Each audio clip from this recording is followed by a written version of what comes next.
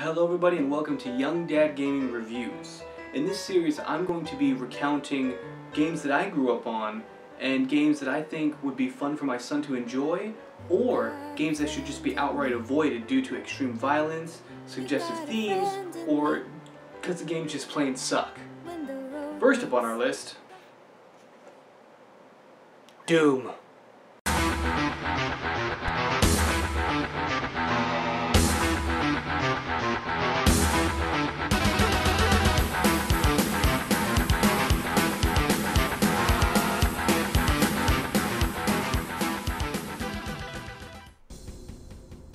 This game holds a special place in my heart as the very first game I've ever played at the tender age of 3 to 4 years old. I attribute this game for my love of heavy metal, horror movies and games, first-person shooters, and satanic rituals.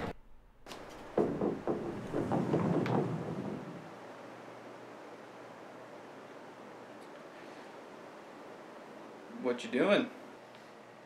Oh.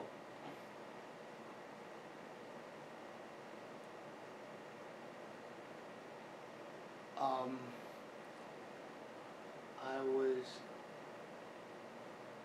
gonna put a curse on somebody. Subway mess up your order again? I didn't want banana peppers!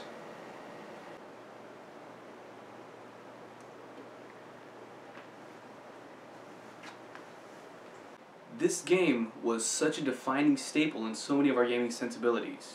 Hell, even my ringtone to wake me up in the morning is At Doom's Gate.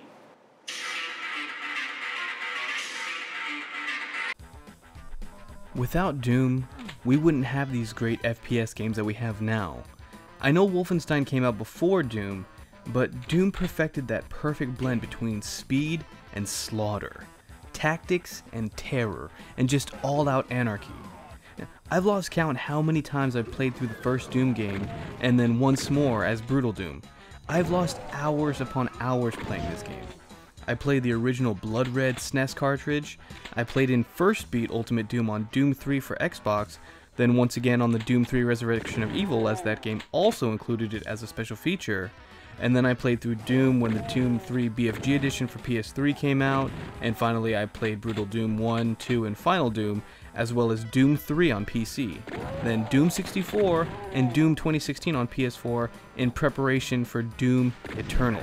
So Doom means a hell of a lot to me.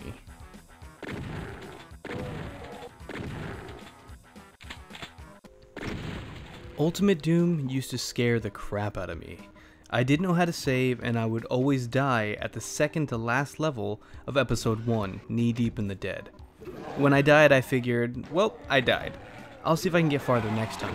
Now, bear in mind, I was around 4 at the time. But once I got the Xbox version and figured out I could save, I finally played through the game and beat it.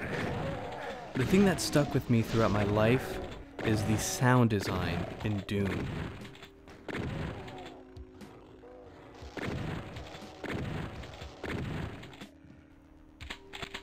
So many of those sounds are iconic.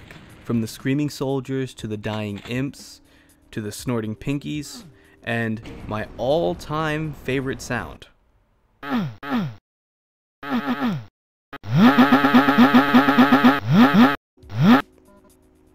And the sound effects aren't just iconic to me.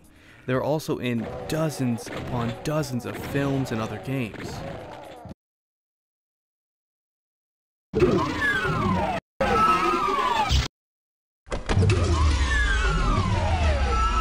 Welcome to our home. Let's get back to the command deck.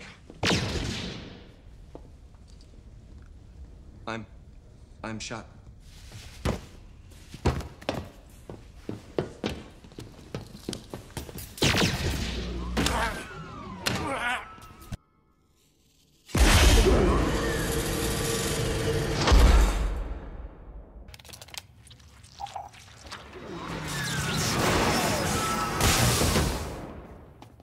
Hey! Oh, duper, you got him my sock!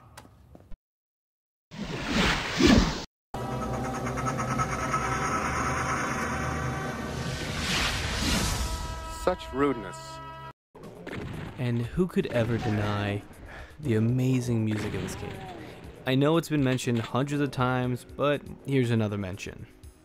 Well, how about the graphics? On the original PC release, it was pretty awesome. But the version I played on SNES was, well, it felt like, imagine you were near blind without your glasses.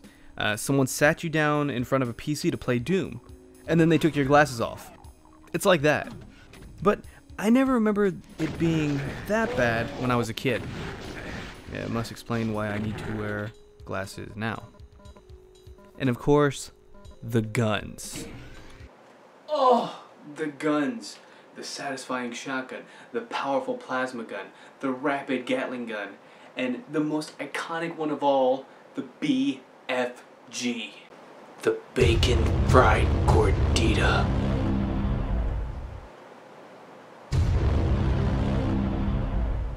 And who can forget the chainsaw?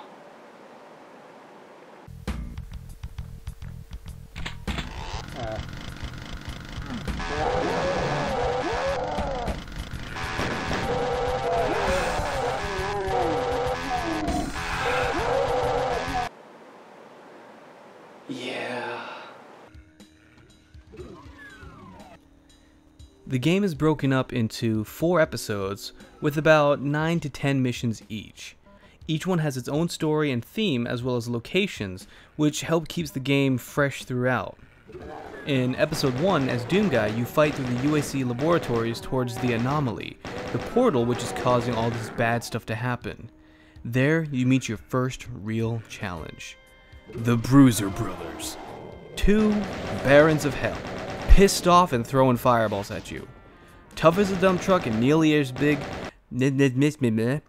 Tough as a dump truck and nearly as big, these Goliaths are the worst things on 2 legs since it's like fuck it. Once you beat these 2 and take the portal, you're officially entitled badass, right? Actually, no.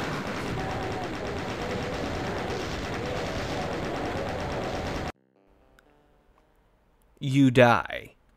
But since you get sent to hell, it's up to Doom Guy to fight his way out. Now, the real reason why episode 1 ended like this is because it was part of a free download known as shareware, which gave you episode 1 for free. You would have to buy the other episodes later on. You see? Who said episodic games were recent? In episode 2, you find yourself at the Lost Demo Space. And this place is really starting to smell like rotting meat. Oh, and before I forget, I've always loved the intermission screen, showing you how far you're traversing through Mars and Hell.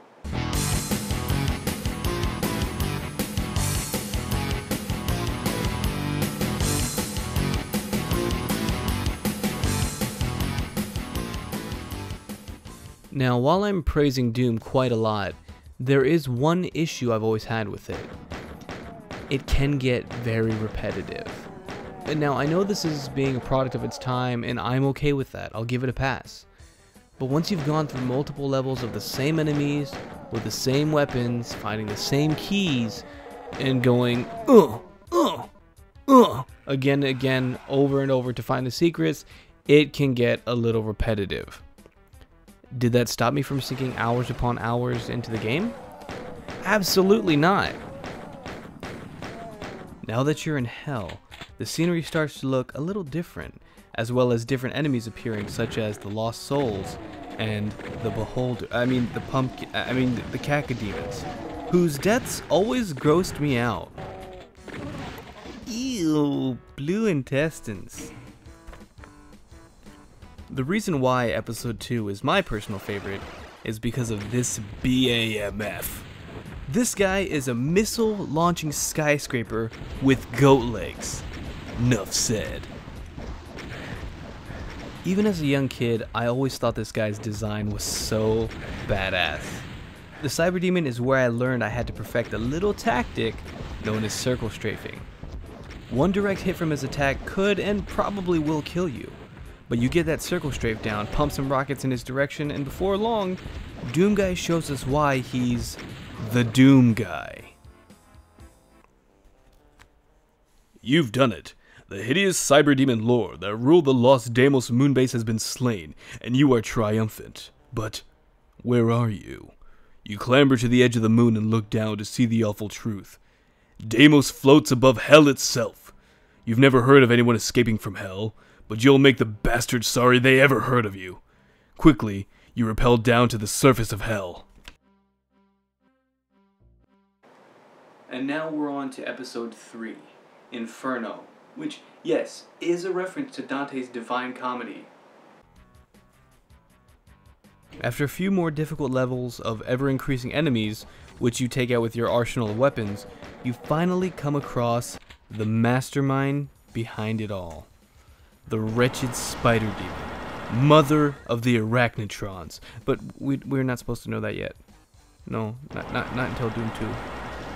So here you're faced off with a giant brain on spider legs, who always kind of reminded me of Krang from Teenage Mutant Ninja Turtles, armed with a super chain gun, and this chain gun sucks. Now, if I remember correctly, or if I'm just really bad at the game, this is a hit scanning attack, which means if he can see you, he will hit you. He will only stop firing once you break his line of sight.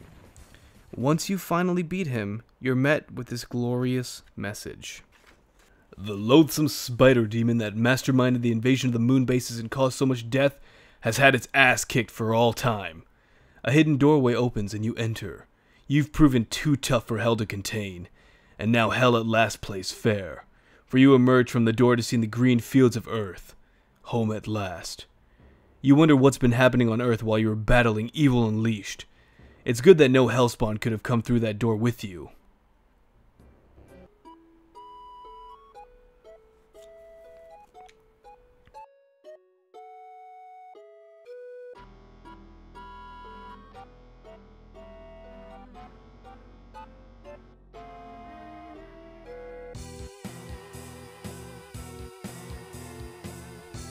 No!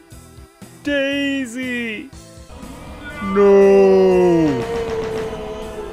Doom Guy is the original John Wick, but instead of revenge for a dog, it's revenge for a bunny. Instead of the Russian mob, you're taking down the hell. Down hell. Taking hell down. And so with that, we end Doom. But there were so many fan levels and creations known as techware, which people are still creating to this day, so yes, Doom is still very much alive. So, am I happy that I grew up with this game? Hell yes! You see what I did there? Now, would I let my son, who is almost 4 years old, the same age I was when I first played this game, play this game? Call me a bad parent, but yeah, I would. You know, I grew up playing this game, and I think I turned out to be pretty alright.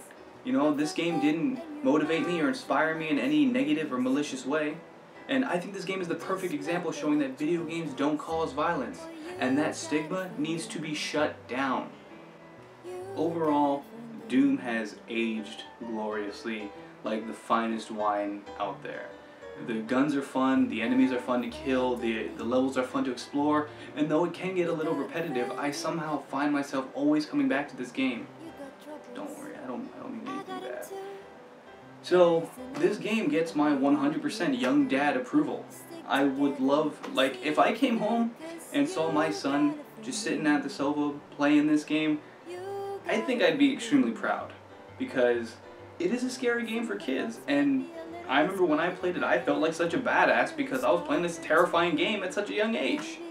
But yes, this game gets my young dad approval, and it would be really cool to play this with my son as he grows up.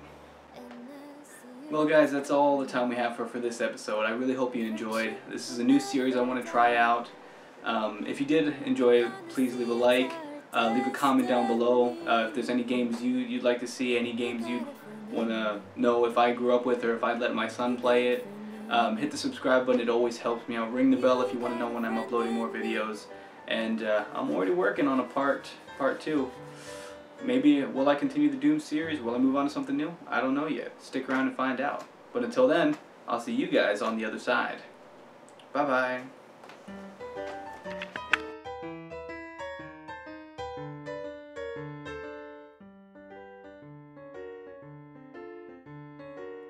Got a friend in got a friend in me. When the road looks rough ahead and you're miles and miles from